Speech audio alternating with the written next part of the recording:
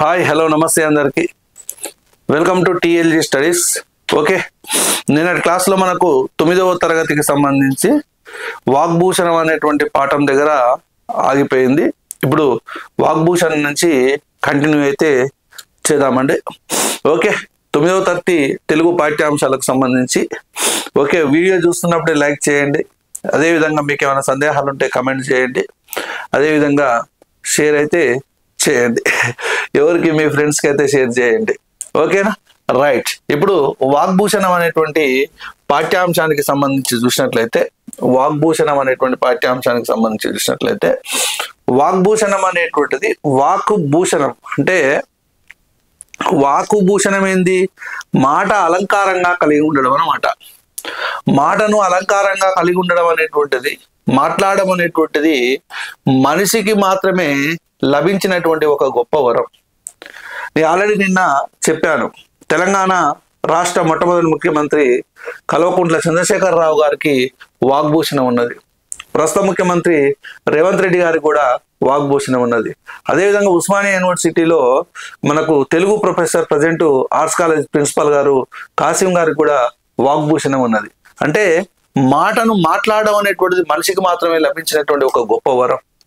అంటే వాళ్ళు మాట్లాడడంలో గొప్ప అంటే ప్రజ్ఞను ప్రతిభను కలిగి ఉన్నటువంటి వాళ్ళు.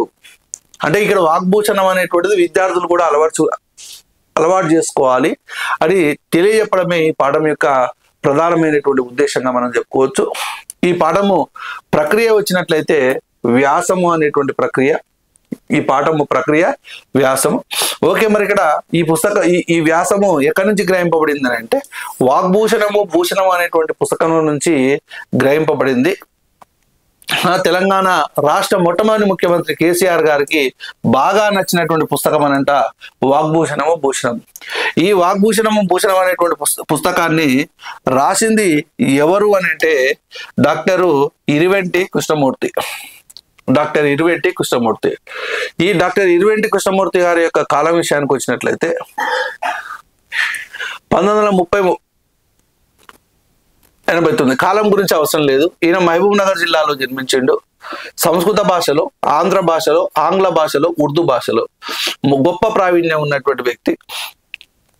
మహబూబ్ నగర్ లోని శ్రీ సీతారామాంజనేయ గ్రంథాలయం ద్వారా హైదరాబాద్ రాష్ట్ర విమోచనోద్యమంలో పాల్గొని జైలు శిక్షను అనుభవించడం జరిగింది డాక్టర్ ఇరువెంటి కృష్ణమూర్తి. మరి డాక్టర్ ఇరువెంటి కృష్ణమూర్తి యొక్క రచనల విషయానికి వచ్చినట్లయితే తెలుగు ఉత్తర భారత సాహిత్యాలు, అదేవిధంగా చాటువులు, వాగ్భూషణము భూషణము, తర్వాత వేగుచుక్కలు, తర్వాత అడుగుజాడలు, వెలుగు చూపే తెలుగు పద్యాలు, దేశమును ప్రేమించవన్నా, ఇంతవరకే ఉన్నాయి మనకు తెలంగాణ టెక్స్ట్ బుక్లలో. మరి ఇరువెంటి కృష్ణమూర్తి గారి యొక్క రచనలు మళ్ళొకసారి చెప్తా, జాగ్రత్తగా వినండి.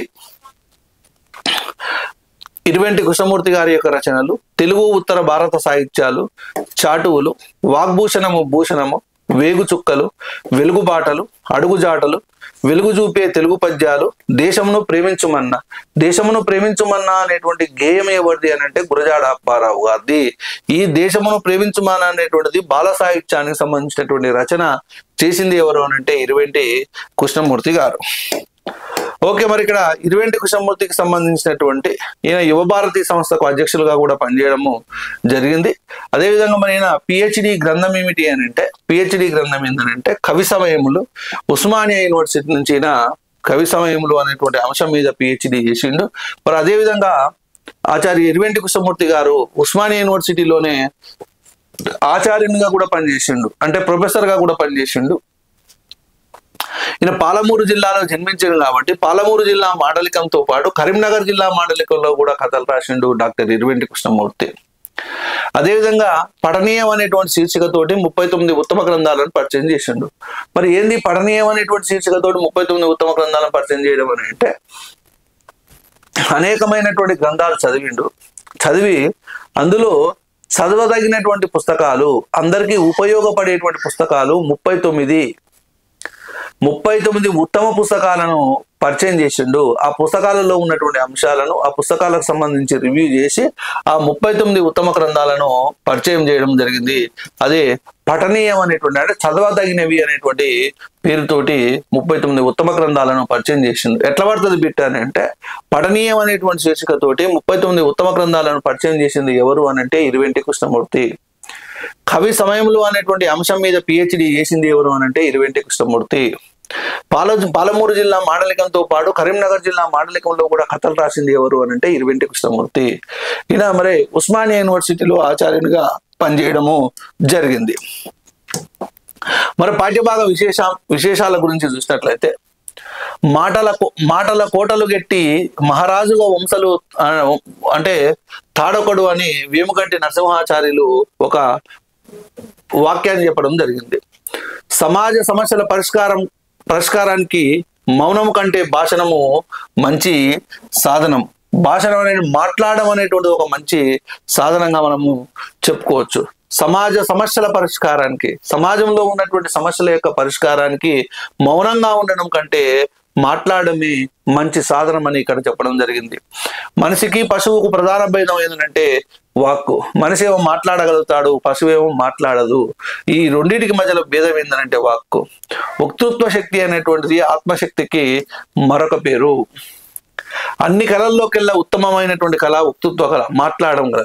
విద్వత్తు లేనటువంటి వక్తృత్వము రాణించదు. విద్వత్వం అని అంటే ఏంటంటే పాండిత్యము, అంటే మంచిగా మాట్లాడేటువంటి ఆ పాండిత్యం లేనటువంటి వక్తృత్వం అనేటువంటిది రాణించదు. అదేవిధంగా భయాన్ని, అనుమానాన్ని వదులుకున్నవాడే మంచి వక్త కాగలడు. చాలా మంది మాట్లాడమనంటే భయపడతా ఉంటారు. భయం ఉండొద్దు, అనుమానం ఉండొద్దు. చెప్పేటువంటి విషయంలో మరి సూటితనం అనేటువంటిది ఉండాలి. ఏదైతే చెప్పాలనుకుంటున్నామో దాంట్లో పర్ఫెక్ట్నెస్ అనేటువంటిది ఉండాలి. అటువంటి ఈ భయాన్ని, అనుమానాన్ని వదులుకున్నటువంటి వాడే మంచి వక్త కాగలడు అనే విషయాన్ని ఇక్కడ చెప్తున్నారు. పాలుగంటి లక్ష్మీ నరసింహ గారి ఉపన్యాసాలు సాక్షి ఇవి. ఇంకా పాలకురికి సోమనాథుడు ఏమని చెప్తాడు అని అంటే అల్పాక్షరములందు అనల్పార్థలచన కల్పించుటయు కాదే కవి వివేకంబు. అంటే అల్పాక్షరములందు అనల్పార్థ రచన అని అంటే అనల్పము అని అంటే అధికం, అల్పము కానిది అని అర్థం. అంటే తక్కువ అక్షరాలలో ఎక్కువ అర్థం వచ్చేటువంటి రచన చేసినటువంటి వాడితే కవి యొక్క ప్రతిభ అనేటువంటిది, అటువంటి కవి ప్రతిభ కలిగినటువంటి వాడు అని చెప్పడం జరిగింది. అంటే చిన్న చిన్న అక్షరాలు, అంటే తక్కువ అక్షరాలు తీసుకొని తక్కువ మాటలతోటి ఎక్కువ అర్థం వచ్చే విధంగా రచించినటువంటి కవే వివేకము కలిగినటువంటి వాడు, ప్రతిభ కలిగిన వాడు అని చెప్పడం జరుగుతుంది. 5 నిమిషాలు మాట్లాడడానికి 1 గంట సేపు ఆలోచించాల్సి ఉంటుంది. గంట సేపు మాట్లాడడానికి ఆలోచన అనవసరము అని అన్నది ఎవరు అని అంటే అబ్రహం లింకన్.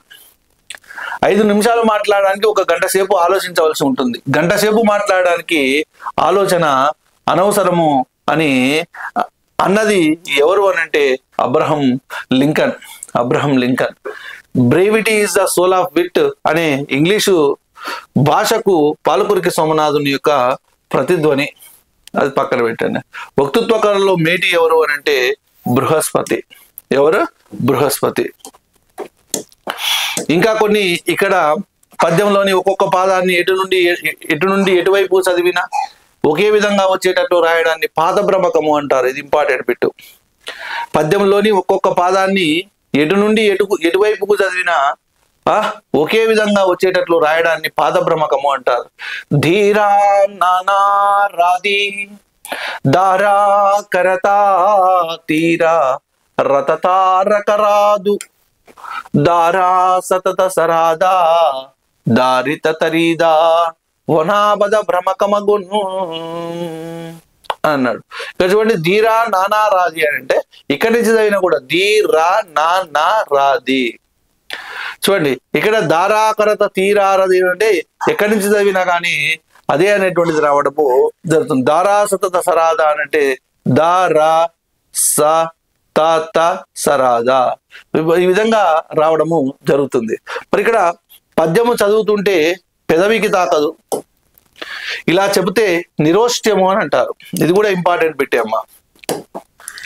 అసలు ఓష్ట్యాలు అంటే ఏంది? పప్ప బొబ్బ మమ్మాలు ఓష్ట్యాలు. ఓష్ట్యం అని అంటే పెదవి, పప్పా బబ్బా మాలు ఓష్ట్యాలు, పెదవుల సహాయంతో పలికేవి ఓష్ట్యాలు. మరి ఈ పప్పా బబ్బా మాలు లేకుండా పద్యం చెప్తే ఏంటంటే నిరోష్ట్యాలు. మరి శుద్ధాంతర నిరోష్ట రామాయణం అనేటువంటిది ఒక ఆయన రాయడం జరిగింది. ఆయన ఎవరో కాదు, మరిగంటి సింగరాచార్యులు. కరి అయి కిరి అయి గిరి అయి హరి అయి ఎల చెడ్డ గాలి అయి కార్చిచ్చై శరణిధి అయి కనరాక ధరి నానాకర ధృతిని ధని నేచెదగన్. నంబెరుమాళ్ళ పురుష కారి కేశవయ్య అనేటువంటి ఆయన ఈ పద్యాలను రాయడం జరిగింది. తర్వాత అంకల గారిడితో పద్యము సాగినటువంటి సందర్భంలో ఉన్నాయి. ఈ పద్యము చూడండి, 1 నుండి 10 వరకు వరుసగా అంకెలు వస్తాయనంట. ఇందులో ఈ పద్యంలో 1 నుంచి 10 అక్షరాలు 10 అంకెలు అనేటువంటివి వస్తాయి. జనలోకైక ఏక మహారథుండు ద్విజరక్ష ద్వి అని వచ్చింది ఇక్కడ చూడండి.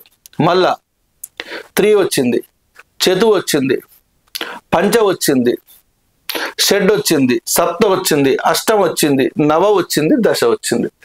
ఇట్లా 10 అంకెలు ఉన్నటువంటి పద్యం అన్నమాట. కేవలం 2 అక్షరాలతోనే పద్యాన్ని నడిపినటువంటి వాళ్ళు ఉన్నారు. ఈ పద్యంలో నా కామ మా అక్షరాలే అగుపిస్తాయి. నమ అంటే నమస్కారం, ఆ ధ్వనితో చెప్పినటువంటి పద్యం ఇది. మనమున నన్ను మానమో నన్ను నీ నామను మను మననం మననమును నీ మమ్మున మాన నన్ను మన్నన మను మను నానా ముని నమ నాను నా ముకుతి మన్న. ఇంకా ఏమంటాడంటే సుద్దాల హనుమంతు, ఊరులో నీకు ఇల్లు లేదు, ఊరు లోపల పొలము లేదు, కూలి నిర్ణయం ఎంతనే లేదు, కూలిపల్లి స్థిరమైనది కాదు అని అన్నది ఎవరు అంటే సుద్దాల హనుమంతు. ఊరిలో నీకు ఇల్లు లేదంటే గావ్ మే గర్ని హే, ఊరి లోపల పొలము లేదంటే జంగల్ మే కేత్ని హే. అంటే గావ్ మే గర్ని హే జంగల్ మే కేత్ని హే, ఊరిలో నీకు ఇల్లు లేదు, ఊరి లోపల పొలము లేదు, కూలి నిర్ణయం ఇంతనే లేదు, కూలి పని స్థిరమైనది కాదు అని ఎవరు రాసిరు అని అంటే సుద్దాల హనుమంతు. అడగొచ్చు బిట్టు. తర్వాత వాయసం. వాయసం అని అంటే ఇది కాకికి సంబంధించినటువంటి పాఠ్యాంశము వాయసం. ప్రకృతిలోని ప్రాణులన్నీ స్వేచ్ఛగా జీవించాలి, ప్రతి ప్రాణి కూడా గొప్పదని తెలియజెప్పడం ఈ పాఠ్యాంశం యొక్క ప్రధానమైన ఉద్దేశం. ప్రక్రియ విషయానికి వచ్చినట్లయితే పద్య ప్రక్రియ మరి ఇది రసతరంగిణి అనేటువంటి ఖండకావ్యం నుంచి గ్రహింపబడింది. రసతరంగిణి అనేటువంటి ఖండకావ్యం నుంచి గ్రహింపబడింది. కవి యొక్క పరిచయం విషయానికి వచ్చినట్లయితే వాయసం అనేటువంటి పాఠ్యభాగం యొక్క కవి మామిళ్ళ రామాగౌడు. ఈయన తెలంగాణ ఆధునిక కవులలో ఈయన ఒకడు. నిజామాబాద్ జిల్లా పర్నూరు మండలంలో బాలమ్మ మల్లాగౌడ్ అనేటువంటి దంపతులకు ఈయన జన్మించిండు. 20 ఏళ్ల వయసు నుంచే ఈయన రచనలు చేయడము స్టార్ట్ చేసిండు. ఈయన యొక్క రచనలు నేను చాలా సార్లు చెప్పినాను, దానికి ఒక కోడ్ కూడా చెప్పడము జరిగింది. ఏందా కోడు అని అంటే నరక గౌషక. నరక గౌషక. నా అంటే నరసింహ శతకము, రా అంటే రసతరంగిణి, కా అంటే కవి గౌడప్ప శతకము, గౌ అంటే గౌడ ప్రబోధము, శబరిమాత శతకము, కవితా సుధాలహరి. ఇవి ఈయన యొక్క రచనలు. ఎవరి యొక్క రచనలు? మామిళ్ళ రామాగౌడి యొక్క రచనలు. తర్వాత చూసినట్లయితే బిరుదులు. సుకవి సుధాకర, మధుర కవి, కవి కోకిల. సుకవి సుధాకర, మధుర కవి, కవి కోకిల అని అంటే మసుక అని అంటారు. మసుక. మా అంటే మధుర కవి, సు అంటే సుకవి సుధాకర, కా అంటే కవి కోకిల. ఇది ఆల్రెడీ ఇంతకుముందు చెప్పినా కానీ దీని గురించి ఎక్కువ ఎక్స్ప్లెనేషన్ అవసరము లేదు. పాఠ్యభాగ విశేషాల గురించి చూసినట్లయితే ప్రకృతిలో కాకి పక్షి అయినప్పటికీ అందుకు విరుద్ధంగా ఐక్యతను, కలుపుగోలుతనాన్ని ప్రదర్శిస్తూ జనావాసంలో తిరుగుతుంది. కాకి గురించే ఈ పాఠం. కాకి కొన్ని పేర్లు ఉన్నాయి ఇందులో. ఏంటి ఆ పేర్లు అని అంటే ద్వాంక్షము అనేటువంటి పేరుంది, ద్వాంక్షము. అదేవిధంగా బలిపుష్టం అనేటువంటి పేరుంది, వాయసం అనే పేరుంది, మేకలి అనేటువంటి పేరు ఉన్నది. మేకలి అనేటువంటి పేరు ఉంది. మరి ఈ పాఠంలో ఉన్నటువంటి జాతీయాలు ఏంటంటే మసిబూసి మారేడుకాయ అంటే మోసము చేయడము, గొడ్డలి కోత, కాకి బలగము, కాకి బిల్ల, కాకి ముద్దు, కాకి గోల, లొట్టి మీద కాకిలాగా వాగుతున్నాము అనేటువంటివి ఈ పాఠంలో ఉన్నటువంటి జాతీయాలు. ఓకే. రాకిల్ కార్సస్ అనేటువంటి పర్యావరణవేత్త 1963లో సైలెంట్ స్ప్రింగ్ అనేటువంటి పుస్తకాన్ని రాశాడు. ఇక్కడ మనం గుర్తుపెట్టుకోవాల్సింది ఏంటంటే ద్వాంక్షము, బలిపుష్టము, వాయసము, మేకలి ఇవి కాకికి ఉన్నటువంటి పేర్లుగా మనము చెప్పుకోవచ్చు. తర్వాత ఉన్నటువంటి పాఠ్యాంశం పేరు తీయని పలకరింపు. ఈ తీయని పలకరింపు అనేటువంటి పాఠ్యాంశం గురించి చూసినట్లయితే భార్య బిడ్డల యొక్క ఆదరణకు దూరమైనటువంటి ఒక వృద్ధుని యొక్క వ్యధను తెలిపేటువంటి పాఠ్య భాగమే తీయని పలకరింపు. ప్రక్రియ వచ్చేసేసి కథానిక. మరి ఈ పాఠ్యభాగము ఎక్కడి నుంచి గ్రహింపబడింది? తులసీ దళాలు అనేటువంటి కథానికల సంపుటి నుంచి తీసుకోబడింది. మరి ఈ పాఠ్యాంశాన్ని రాసినటువంటి వ్యక్తి ఎవరు? ఇల్లిందల సరస్వతీదేవి. ఇల్లిందల సరస్వతీదేవి స్వర్ణకమలాలకు 1982లో కేంద్ర సాహిత్య అకాడమీ అవార్డు అనేటువంటిది లభించింది. స్వర్ణకమలాలు అనేటువంటిది ఏమిటి అని అంటే ఇది కథా సంపుటి. మరి ఈ యొక్క పురస్కారాల విషయానికి వచ్చినట్లయితే రాష్ట్ర సాహిత్య అకాడమీ పురస్కారం వచ్చింది. సుశీల నారాయణ రెడ్డి పురస్కారం అనేటువంటిది రావడం జరిగింది. ఈమె యొక్క రచనలు రెండు ఉన్నాయి ఇక్కడ ఇంపార్టెంట్. ఒకటి తులసీ దళాలు, ఇంకొకటి రాజహంస. ఇవన్నీ ఎక్స్ట్రా అండి, ఇవన్నీ అవసరం లేదు మనకు. తులసీ దళాలు కథా సంపుటి, రాజహంస కథా సంపుటి గుర్తు పెట్టుకుంటే సరిపోతుంది. ఓకే. ఇవన్నీ 1958లో ఆంధ్రప్రదేశ్ లెజిస్లేటివ్ కౌన్సిల్ సభ్యురాలుగా జైలు విజిటర్ గా కూడా పనిచేసింది. 1934లో స్థాపించినటువంటి ఆంధ్ర యువతి మండలి వ్యవస్థాపకుల్లో ఈమె ఒకరని చెప్పొచ్చు. మరి ఇక్కడ ఈ తీయని పలకరింపు అనేటువంటి పాఠ్యభాగ విషయానికి వచ్చినట్లయితే ఈ కథానికలో కథానాయకుడు ఎవరనంటే గంగాధర్ రావు. ఈ గంగాధర్ రావు అనేటువంటి వృద్ధుడు భార్య బిడ్డల యొక్క ఆదరణకు నోచుకోకుండా భజన్లాల్ అనేటువంటి ఉద్దాసంలో ఉండేవారు. ఈ ఆశ్రమాన్ని నడిపినటువంటి వ్యక్తి ఎవరు అని అంటే విమల. మరి ఇక్కడ గంగాధర్ అనేటువంటి 60 ఏళ్ల వ్యక్తి కనబడలేదనే టీవీలో ప్రకటన వచ్చింది. అంటే భార్యా బిడ్డల ఆదరణకు నోచుకోనటువంటి గంగాధర్ రావు అనేటువంటి ఒక వృద్ధుని యొక్క వేదనే ఈ కథానికలో చెప్పడము జరిగింది. ఇక్కడ స్వర్ణ కమలాలు చాలా చాలా చాలా చాలా ఇంపార్టెంట్. కేంద్ర సాహిత్య అకాడమీ పురస్కారం అనేటువంటిది లభించింది. ఓకే, ఇది 9వ తరగతికి సంబంధించినటువంటి పాఠ్యాంశాలండి. మళ్ళొక వీడియోలో 10వ తరగతికి సంబంధించినటువంటి పాఠ్యాంశాలను అయితే చూస్తాం. Thank you.